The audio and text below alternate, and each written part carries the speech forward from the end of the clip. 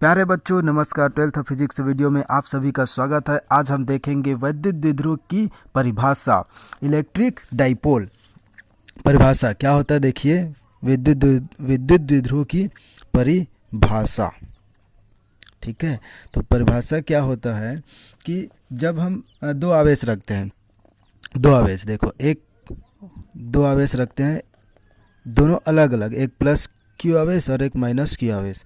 ठीक है, परिमाण क्या होना चाहिए, दोनों का परिमाण, क्वांटिटी दोनों का क्या होना चाहिए, सेम होना चाहिए, लेकिन दोनों का जो आवेश है अलग अलग होना चाहिए। जब समान परिमाण, ठीक है, समान परिमाण तथा विजातीय या विपरीत प्रकृति वाले आवेश अल्प दूरी पर होते हैं। अल्प दूरी मतलब इन दोनों के बीच की दूरी अल्प होता है, थोड़ा होता है, इनको हम मान लेते हैं 2L। इनके बीच की दूरी को क्या मान लेते हैं, 2L। तब इस जो युग्म को, जो ये सिस्टम बनता है, इस निकाय को हम क्या बोलते हैं, वैद्युत द्विध्रुव बोलते हैं। ओके, तो आप परिभाषा लिखना चाहो तो लिख सकते हो कि जब समान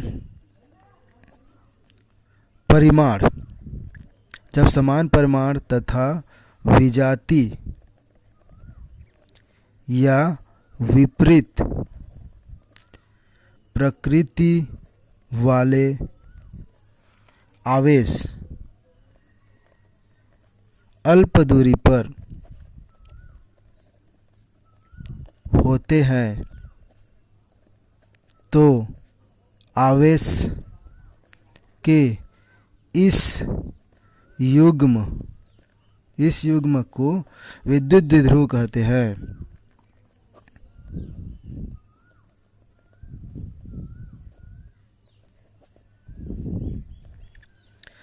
ओके, तो ये हो गया विद्युत द्विध्रुव की परिभाषा। अब इसमें ये 2L या 2A ये सब क्या है ये देखते हैं। अब दोनों आवेशों के बीच की जो दूरी होता है उसे क्या बोलते हैं, दोनों आवेशों के बीच की दूरी को द्विध्रुव की लंबाई कहते हैं। ये दोनों आवेशों के बीच की इस दूरी को क्या बोलते हैं, द्विध्रुव की लंबाई, द्विध्रुव लंबाई। तो दोनों आवेशों के बीच की दूरी को द्विध्रुव लंबाई कहते हैं। तथा दोनों आवेशों को मिलाने वाली, मतलब इनके बीच की दूरी को ना, लेकिन दोनों आवेशों के बीच की इसकी लंबाई को, ठीक है, इसको लंबाई को लेना, इन दोनों ये इसको लेना, ठीक है, इनका ये दोनों आवेशों के बीच की दूरी को द्विध्रुव लंबाई कहते हैं। और इसको, ये दोनों आवेशों को मिलाने वाली रेखा क्या कहलाती है, द्विध्रुव अक्ष कहलाती है। क्या, द्विध्रुव अक्ष कहलाती है। तो दोनों आवेशों को मिलाने वाली रेखा को द्विध्रुव अक्ष कहते हैं और दोनों आवेशों के बीच की दूरी को द्विध्रुव लंबाई कहते हैं। विद्युत द्विध्रुव के द्वारा उत्पन्न विद्युत क्षेत्र, इसके द्वारा इसको हम क्या बोलते हैं, इस पूरे सिस्टम को क्या बोलते हैं, ये सब मिल करके क्या कहलाता है, विद्युत द्विध्रुव कहलाता है। क्या, विद्युत द्विध्रुव कहलाता है। तो विद्युत द्विध्रुव के कारण उत्पन्न विद्युत क्षेत्र, इसके कारण जो विद्युत क्षेत्र उत्पन्न होता है उसको क्या बोलते हैं, द्विध्रुव क्षेत्र कहते हैं। ओके, तो ये हो गया आपका डेफिनेशन। विद्युत द्विध्रुव द्वारा उत्पन्न विद्युत क्षेत्र को द्विध्रुव क्षेत्र कहते हैं। अब इसमें हम क्या निकालेंगे, विद्युत द्विध्रुव के कारण विद्युत क्षेत्र निकालेंगे। तो इसमें दो कंडीशन पैदा होता है। एक होता है अनुदैर्ध्य स्थिति या अक्षीय स्थिति कहते हैं, और एक होता है अनुप्रस्थ या निरक्षीय स्थिति होता है।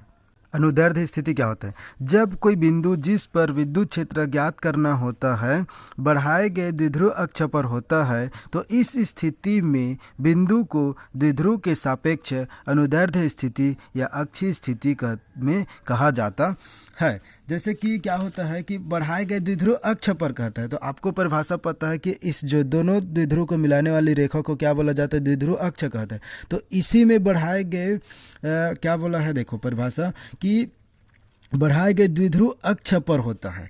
तो इस स्थिति में बिंदु को इसके सापेक्ष क्या बोलते हैं, अनुदैर्ध्य स्थिति। मतलब इसका डायग्राम जैसे हम बनाना चाहेंगे तो क्या बनेगा, देखो जैसे कि एक द्विध्रुव है, ये एक वैद्युत द्विध्रुव है। ओके, तो वैद्युत द्विध्रुव ये प्लस क्यू आवेश और ये माइनस क्यू आवेश है। ओके, अब हमें इस पर क्या करना है, विद्युत क्षेत्र की तीव्रता ज्ञात करना है। तो विद्युत क्षेत्र की तीव्रता ज्ञात करना है तो इसी पर बढ़ाएंगे, जैसे कि इस पर बढ़ाना हमें ये, ठीक है, इधर बढ़ाओ या इधर बढ़ाओ, बढ़ाओ जिधर भी बढ़ाओ। तो इस पर हम विद्युत क्षेत्र ज्ञात करना है। बढ़ाए गए द्विध्रुव अक्ष पर बोला है, तो बढ़ाए गए द्विध्रुव अक्ष पर मान लो यहाँ पर हमें विद्युत क्षेत्र की तीव्रता ज्ञात करना है। ठीक है, तब हम इसको बोलते हैं क्या, अक्षीय स्थिति में कहा जाता है। ओके, तो इसके बीच की लंबाई क्या होता है, 2L होता है, ये होता है इसके बीच की। ठीक है, ये अब हम देखते हैं क्या निरक्षीय स्थिति। तो निरक्षीय स्थिति में क्या होता है, अनुप्रस्थ या निरक्षीय स्थिति, जब कोई बिंदु वैद्युत द्विध्रुव के केंद्र से गुजरने वाली तथा द्विध्रुव अक्ष के लंबवत रेखा पर स्थित होता है। इस स्थिति में बिंदु को द्विध्रुव के सापेक्ष निरक्षीय स्थिति में कहा जाता है।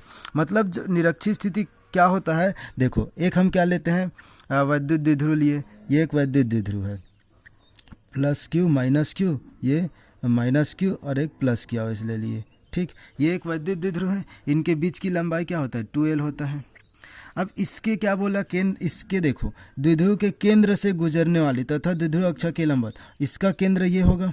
ठीक, तो इसका केंद्र से गुजरने वाली तथा द्विध्रुव अक्ष के लंबवत रेखा, तो इसके केंद्र से गुजरने वाले और इस द्विध्रुव अक्ष के लंबवत, तो ये द्विध्रुव अक्ष के लंबवत ऐसा होगा। इस पर कहीं बिंदु होगा जिस पर हम विद्युत क्षेत्र की क्या निकालेंगे, तीव्रता निकालेंगे, विद्युत क्षेत्र निकालेंगे।